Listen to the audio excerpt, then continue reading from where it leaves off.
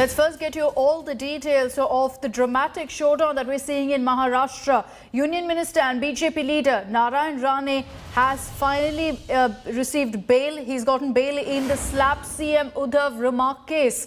Rane was given bail late last night by the magistrate court in Raigad district of Maharashtra after he'd been taken into custody. He reached his Mumbai residence at 4:45 this morning after he was released. The Maharashtra police have charged the Union Minister Narayan Rane for promoting animosity and intent to incite violence, criminal intimidation and many other scathing charges. This is over his remarks that he would have slapped Chief Minister Uddhav. It's also led to a spate of protests by unruly Shiv Sena workers across Maharashtra, who also clashed with BJP workers in some parts, particularly in Mumbai. While speaking to India Today, Rane said that the Maharashtra government was scared of him due to the successful Jan Ashirwad Yatra, and he didn't say anything wrong. The Maharashtra BJP chief Chandrakant Patil called the bail order a slap on the Aghadi government's face.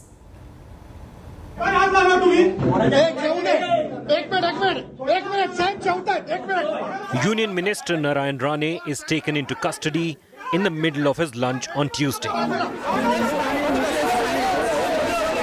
The arrest comes after a remark by Narayan Rane on Chief Minister Uddhav Thackeray, triggering a fresh round of showdown between the Shiv Sena and BJP. बोलायचा अधिकार तरी आहे का? बाजूला म्हणा एखादा secretary ठेवा आणि विचारून बोल. त्याशी नाही काय? किती वर्ष आली देशाला संतुलन हिरक महोत्सव काय? हे असतो तर कानाखाली चढवली. एक आहे देशाचं तुम्हाला स्वातंत्र्य दिनाची माहिती नसावी. सांगा मला किती चीड येणारी गोष्ट आहे. Rane's jibe at Thackeray for allegedly forgetting Independence Day was too much for the Shiv Sena to stomach.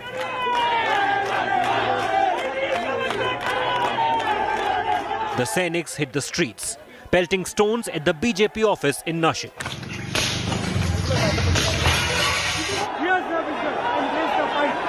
Pretty soon, workers of the two parties came to blows at many places, including outside Rane's residence in Juhu.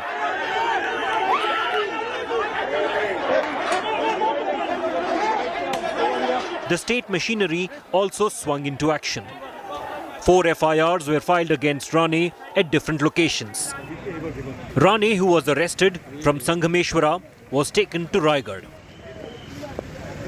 उस दिन में होता, उस स्वतंत्र दिन के दिन होता, तो मैं वही थप्पड़ मारता कि उनको हमारे राष्ट्र की आजादी का तारीख मालूम नहीं, साल मालूम नहीं. उस दिन होता तो अभी मरूंगा ऐसा नहीं कहा.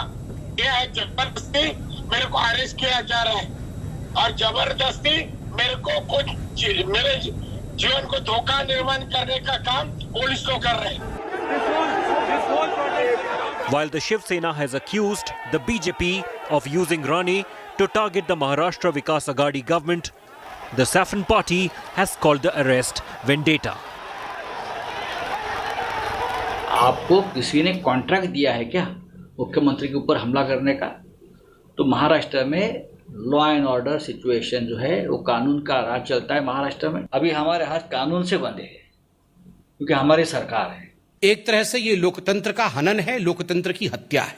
भारतीय जनता पार्टी के दफ्तरों के ऊपर पत्थरबाजी करना, लोगों के जान को जोखिम में डालना, क्या ये कानून है? इस प्रकार से एक मंत्री पर 30-30, 40-40 FIR कर देना, क्या ये कानून है? It all started in 2005 when Narayan Rane quit the Shiv Sena. Till then, it was only Uddhav Thackeray versus Narayan Rane. But after Narayan Rane joined the BJP, it became a Shiv Sena versus BJP battle in Maharashtra. The BJP's central leadership joining the entire controversy, it will soon be seen as a center versus state controversy. With camera person Raju Inamdar, Kamlesh Sutar in Mumbai for India Today.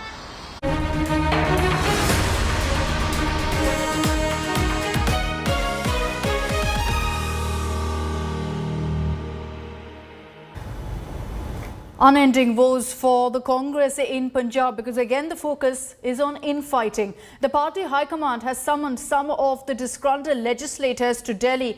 This comes after several MLAs, 34 of them who belong to the Sidhu camp, demanded the removal of Captain Amrinder as the chief minister. The tussle between Captain Amrinder Singh and Navjot Singh Sidhu is clearly plaguing the party, even as polls are just months away in Punjab. The Congress's woes are far from over in Punjab. With just months left for the all-crucial assembly elections, the warring Sardars are at it again. It all began with murmurs of a possible bid by Navjot Singh Sidhu's camp to dislodge Captain Amrinder Singh from the Chief Minister's post. At the centre of it was a meeting between Navjot Singh Sidhu and 31 MLAs, including 4 cabinet ministers. ਬਹੁਤ ਸਾਰੇ ਵਾਅਦੇ Congress party ਨੇ ਪੂਰੇ ਕੀਤੇ ਹੈ ਲੇਕਿਨ ਜਿਹੜੇ ਵਾਅਦਿਆਂ ਦੇ ਵਿੱਚ ਵਿਰੋਧੀਆਂ ਦੇ ਨਾਲ ਟਕਰਾਅ ਹੁੰਦਾ ਹੈ ਉਹ ਸਾਡੇ ਉਸ ਤਰ੍ਹਾਂ ਹੀ ਖੜੇ ਹੈ ਅੱਜ ਹਾਲਾਤ ਇਹ ਹੈ ਕਿ ਇਸ ਮੁੱਖ ਮੰਤਰੀ ਨਾਲ ਸਾਡੇ ਮਸਲੇ ਹੱਲ ਨਹੀਂ ਹੋ ਰਹੇ ਇਸ ਕਰਕੇ ਅਸੀਂ ਕੇਂਦਰ ਸਰਕਾਰ ਨੂੰ ਮਿਲਣ ਜਾ ਰਹੇ ਹਾਂ And now some of these disgruntled Punjab legislators will meet party high command in the national capital. But interestingly, ahead of the meeting with the top brass, India Today has learnt that 7 out of 31 MLAs have denied being part of the alleged plot to dislodge the Punjab Chief Minister. The revolt is not the only issue plaguing the Punjab Congress. Sidhu's close aide, Malvinder Mali, on Tuesday posted a picture of Pakistan defence journalist Arusa Alam, a close friend of Captain Amrinder Singh. Taking a pot shot at the Chief Minister, Mali said Arusa, a Pakistan citizen, was an advisor of the captain. The captain camp is not impressed. ऐसे समय में किसी को भी जिससे देश की एकता और अखंडता को खतरा हो ऐसी बात किसी को करना नहीं चाहिए। जो देश के खिलाफ बोलेगा उसका देश में रहने का कोई हक नहीं। Malvinder Mali is not new to controversies. Earlier this month, he had shared a picture of former Prime Minister Indira Gandhi holding a gun and skulls. अब कश्मीर के को लेकर स्वतंत्रता की डिमांड कर देना, ये सारी चीजें, ये गलती नहीं है, ये तो महापाप है। और केवल पाकिस्तान ही नहीं, चाइना में जाके एमओयू करना, पाकिस्तान के लिए इस प्रकार के बयान देना, ये बहुत बड़ा षड्यंत्र है। With no end to the infighting in Punjab, it is once again up to the Congress top brass to broker peace between the Sardars. With Kamaljeet Sandhu, Manjeet Sehgal and Satyendra Chauhan, Bureau Report, India Today. Let's take this across to Manjeet Sehgal for all the latest updates. Manjeet, good morning. You know, on one hand, there is this war of words over Sidhu's advisor lashing out at Chief Minister Amrinder Singh, lashing out at even former Prime Minister Indira Gandhi. On the other, the Sidhu camp MLAs seem to now be taking on Chief Minister Amrinder Singh. It's clear, if anything, that this tussle, this infighting hasn't ended. How exactly is the High Command going to be stepping in now? Good morning, Akshita. Well, 32 Congress MLAs, including 4 ministers, met at the residence of Punjab Cabinet Minister Tripti Rajinder Singh Bajwa yesterday. 4 of the ministers said they do not believe in the leadership of Captain Amrinder Singh. He should be replaced. Then comes the statement of 7 MLAs saying that they did not demand the replacement of the chief minister. Now, a delegation of 5 Congress leaders, including these disgruntled 4 ministers and Punjab Congress General Secretary, are heading to meet Harish Rawat in Dehradun today. Meanwhile, a statement from the Punjab Congress spokesperson has said that if these 4 ministers are not happy with Captain Amrinder Singh, they should resign. Harish Rawat, meanwhile, has said that this time, not only the leadership is the issue, but Navjot Singh Sidhu's two advisors who have been making controversial statements, even anti-national statements, is also a matter of discussion. So Harish Rawat will be meeting today. These 5 leaders have said they want to meet party president Sonia Gandhi. So while at one hand, the Captain Amrinder Singh is now on a front foot, Navjot Singh Sidhu is already on a back foot due to the controversial statements being made by his And let's see which side really the High Command chooses at this point, with things playing out as it is. Manjeet, for the moment, thank you very much for joining us with all those details. Let's also focus on another big political showdown that's playing out this morning. The BJP lashing out at Congress MP Rahul Gandhi for using Twitter, for using the social media platform, weeks after he was going all out and criticizing it. In the first tweet that he put up after his account was unlocked, Rahul mocked the government over the monetization plan that was announced on Monday. The BJP IT cell chief Amit Malviya has compared Rahul's return to Twitter to Jawaharlal Nehru apologizing to the British government and seeking a release from the Nabha prison. Now, Malviya also lashed out, saying that cowardice runs deep in the Nehru-Gandhi family. That's not all. You also had BJP spokesperson Sambit Patra saying that Rahul Gandhi had apologized to Twitter soon after Rahul's tweet. Now, Rahul's Twitter account was locked after he revealed the identity of the parents of a Dalit girl who was raped in the national capital. But listen in to exactly how Rahul Gandhi had criticized Twitter after he was, after his account was locked by the social media platform.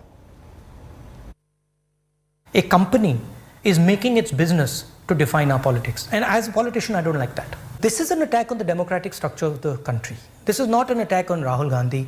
This is not, simply shutting Rahul Gandhi down. I have 19, 20 million followers. You're denying them the right to an opinion. They're breaching the idea that Twitter is a neutral platform. And for the investors, this is a very dangerous thing, because taking sides in the political contest has repercussions for Twitter. Our democracy is under attack. We're not allowed to speak in parliament. The media is controlled. And I thought there was a ray of light where we could put what we thought on Twitter.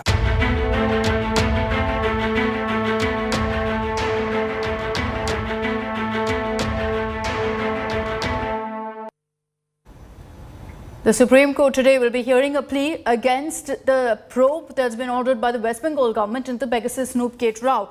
The Supreme Court bench, headed by Chief Justice N.V. Ramana, will seek responses from the centre, the union government, over objections to the Pegasus probe.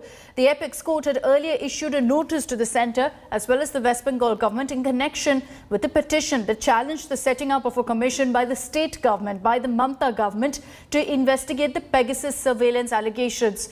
The Supreme Court refused to stay the notification that was issued by the West Bengal government in this regard, setting up an inquiry commission to investigate the revelations of the Pegasus spyware project. Solicitor General Tushar Mehta, representing the centre, had called the Bengal government's notification as unconstitutional. Welcome back. Days after the Taliban takeover, the Islamic Emirate has quickly moved to what they call a government. Now, who are these people dubbed to become cabinet members now? Here's a grim picture. You've got first Hamdullah Numani, the man who is on the United Nations terror list, has been named as the mayor of Kabul. Sadr Ibrahim, a Taliban terrorist who is an expert in roadside blasts, is ironically the new Afghanistan Home Minister. Abdul Baki, a member of the Haqqani network, the most feared terror group in Afghanistan, has been made the acting higher education head. Then you have other names like Gul Aga, a terrorist against whom the United States, the United Nations, the European Union have all imposed heavy sanctions under counter-terror financing, is now again, ironically, the finance minister. A list of officials who each bear direct links to terror are being used to form the government. The move comes as Taliban addressed their second press conference yesterday. Among the top announcements, Afghan women workers were asked to stay home until further notice. Taliban also said that Afghans will no longer be allowed to leave Kabul and reiterated that August 31st is the deadline for pullout, and that will not be extended for the United States.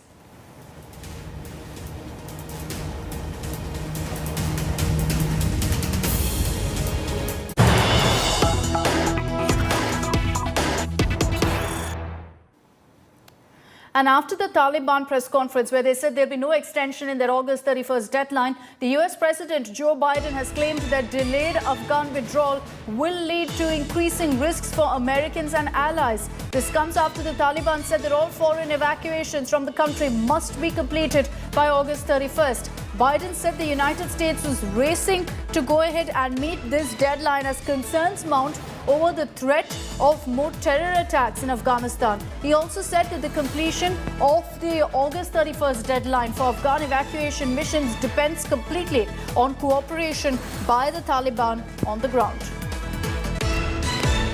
We agreed that we will continue to our close cooperation to get people out as efficiently and safely as possible. We are currently on a pace to finish by August the 31st. The sooner we can finish, the better. Each day of operations brings added risk to our troops. Now, the nexus between Taliban and Pakistan only seems to be growing with each passing day, and there's more proof of that. A Pakistan Tehreek-e-Insaf leader has exposed the Imran Khan government's anti-India agenda on their national television channel, saying that Taliban will back Pakistan in their nefarious fight for Kashmir. Taliban हमें कहते हैं हम आपके साथ हैं और इंशाल्लाह वो आके हमारे साथ कश्मीर फतह करके देंगे. A shocking claim and a growing nexus.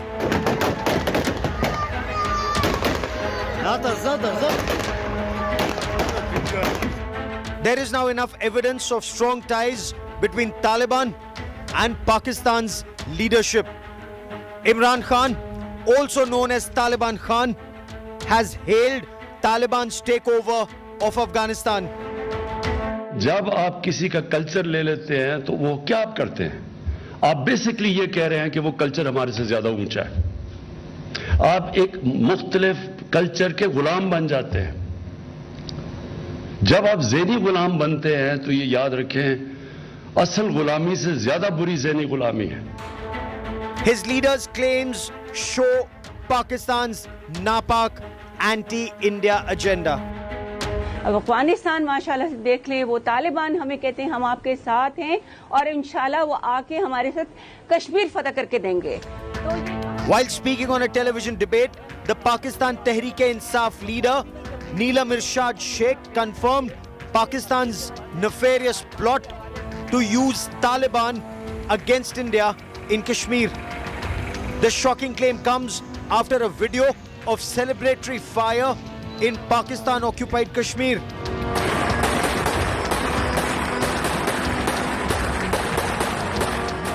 Two dreaded UN-designated banned terrorist organizations, Lashkar-e-Taiba and Jaish-e-Mohammed cadres carried out several rallies in Pakistan-occupied Kashmir to celebrate the homecoming of LET and JEM terrorists who were fighting alongside the Taliban in Afghanistan.